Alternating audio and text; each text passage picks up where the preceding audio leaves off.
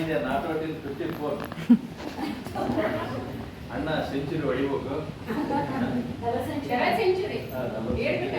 ಹೊಡಿಬೇಕು. ಎದ್ರ ಸಲ ಹೊಡಿಬೇಕಂದ್ರೆ ನಮ್ಮ ಸಲ ಹೊಡಿಬೇಕು.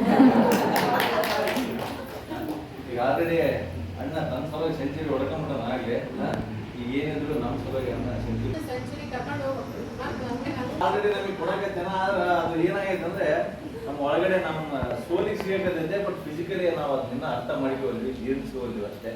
ಬಟ್ ಅದರಲ್ಲಿ ಅಣ್ಣನ ಜೊತೆಗೆ ಅದ್ಭುತವಾದ ಲೈಫ್ ನಾನು 10 ವರ್ಷದಿಂದ ಕಳೆದಿದ್ದೀನಿ. ಒಳ್ಳೆ ಅದ್ಭುತವಾದ ಆಧ್ಯಾತ್ಮಿಕ ನನ್ನ ಕ್ವಶನ್ಗಳಿಗೆ ಅದ್ಭುತವಾಗಿ ಉತ್ತರ ಕೊಟ್ಟು ಮತ್ತು ಅದಕ್ಕೆ ವಿಶೇಷವಾಗಿ ವೈಜ್ಞಾನಿಕ ಕಾರಣಗಳನ್ನು ನೀಡಿ ಸಹಿತ ಇವತ್ತು ಏನಾದರೂ ಒಂದು ಸ್ವಲ್ಪ ಭತ್ರೀಜಿ ಅವರ ಶಿಷ್ಯನಾಗಿ ಮತ್ತು ಅಣ್ಣನ ಶಿಷ್ಯನಾಗಿ ಏನಾದ್ರು 1% ನನ್ನ ಲೈಫ್ನಾಗ ಸ್ಪಿರಿಚುವಲಿ ಏನಾದರೂ ಸ್ವಲ್ಪ ಗ್ರೋತ್ ಆಗಿದೆ ಅಂದ್ರೆ ಅದಕ್ಕೆ ವಿಶೇಷವಾಗಿ ಹರಿಯಾಣದಿಂದ ಕಲಿಯೋದು ಭಾಳಷ್ಟು ಐತೆ ನಮಗೆಲ್ಲರಿಗೂ. ನಾವು ಬರೀ ಫಿಸಿಕಲಿ ಆಲೋಚನೆ ಮಾಡಲಾರ್ದೆ ನಮ್ಮ ಸೋಲ್ ಲೆವೆಲಲ್ಲಿ ಆಲೋಚನೆ ಮಾಡಿ ಸುಮ್ಮನೆ ಅನ್ಕೋಬೋದು. ಬಹುಶಃ ಇದು ಭಾಳಷ್ಟು ಜನರಿಗೆ ಏನೋ ಇಂಥ ಅದ್ಭುತ ಇರುತ್ತೆ ಅಂತ ಸುಮ್ಮನೆ ನಾವು ಕುಂತ್ಕೊಂಡು ಅಲ್ಲಿ ಇಲ್ಲ ನೆನೆಸ್ಕೊಂಡ್ರೆ ಸಾಕು. ಯಾಕಂದ್ರೆ ಆತ್ಮಗಳಿಗೆ ಅಲ್ಲಿ ಹೋಗ್ಬೇಕು, ಭೇಟಿ ಆಗ್ಬೇಕು ಅನ್ನೋದೇನಿಲ್ಲ. ಸುಮ್ಮನೆ ನಾವು ಥಾಟ್ ರೀಸ್ ಮಾಡಿದ್ರೆ ಸಾಕು, ನಮ್ಮ ಸೋಲಿಗೆ ಅಣ್ಣ ಕನೆಕ್ಟ್ ಆಗ್ತಾನೆ.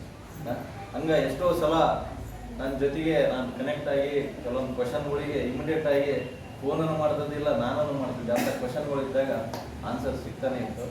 ಯಾಕಂದ್ರೆ ಇದು ಅಣ್ಣ ನಮ್ಮೆಲ್ರಿಗೂ ಏನಾದರೂ ಇವತ್ತು ಸಿಗಕತ್ತೇನಂದ್ರೆ ಸೋಲ್ ಲೆವೆಲ್ ಅಷ್ಟೇ. ನಾವು ಇವತ್ತೆಲ್ಲ ಇಲ್ಲಿ ಕಲ್ತಿರೋದೆಲ್ಲ ಫಿಸಿಕಲಿ ಅಲ್ಲ, ಎಲ್ಲರೂ ಸೋಲ್ ಲೆವೆಲ್ ಇರೋದು. ಹೀಗಾಗಿ ವಿಶೇಷವಾಗಿ ಪ್ರತಿ ವಾರ ಅಣ್ಣ ಮುನ್ನೂರ ದಿನಮಾನದಲ್ಲಿ ಪ್ರತಿ ವಾರ ಫಿಕ್ಸ್ ಅಣ್ಣಂದೇ ಕ್ಲಾಸ್. ಯಾವಾಗ ಅಮಾವಾಸ್ಯೆ ಹುಣ್ಣಿಗೆ ಬೇರೆ ಪ್ರತಿ ವಾರ ಅಂದ್ರೆ ಒಂದೇ ವಾರ ಅಷ್ಟು ಮುಗಿಸೋದು ಬೇಡ. ಒಂದ್ ದಿವಸ ಮೆಂತೆ ಬರೋದು, ಒಂದ್ ದಿವಸ